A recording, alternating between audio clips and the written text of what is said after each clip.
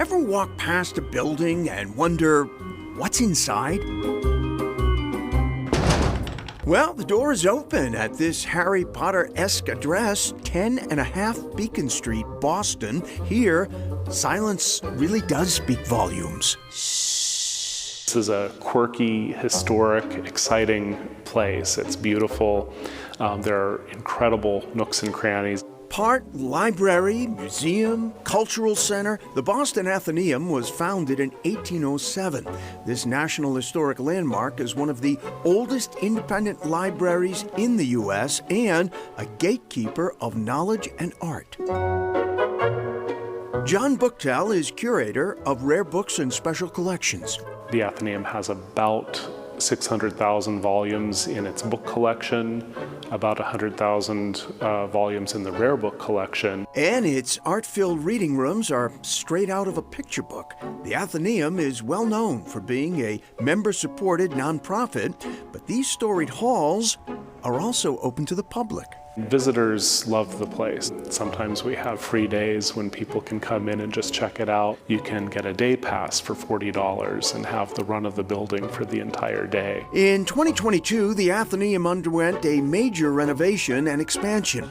One area, however, has not changed for more than a century, a multi-level cylinder called the Drum.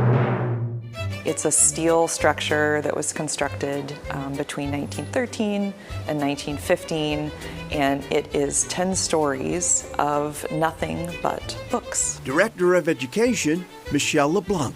The Drum at the time was pretty cutting edge for libraries. Boston lived through a pretty major fire in the 1870s. The Drum was constructed not only for fireproof, but they needed this separate drum in order to sort of be able to sustain the weight of the books. In fact, the Drum houses all of the Athenaeum's circulating collection.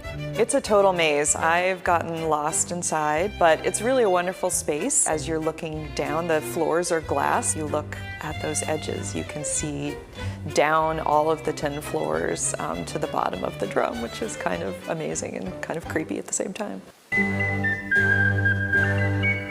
Visitors and members alike can also make an appointment to view a treasure under lock and key. The King's Chapel Library, which is the oldest surviving colonial library in Boston.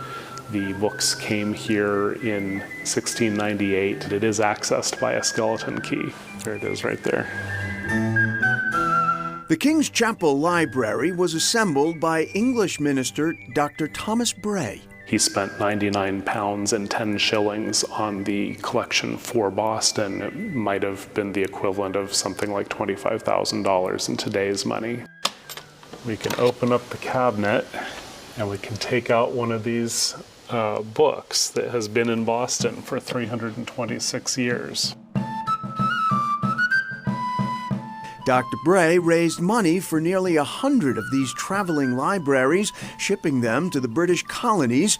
The King's Chapel Library included 221 volumes. 3/4 of them have survived, says Buchtel. Most of the books are theological. Dr. Bray also sent out books that were intended to be loaned to regular, ordinary parishioners. He included a mathematics book, there's a geography book. He also, later in his career, became engaged in one of the earliest systematic efforts to educate enslaved Africans in America. So this is a world atlas printed in 1693. There are maps of England, maps of Africa, and one of my favorites, this map of America. And right there is Massachusetts. Boston's not marked, but it says New England.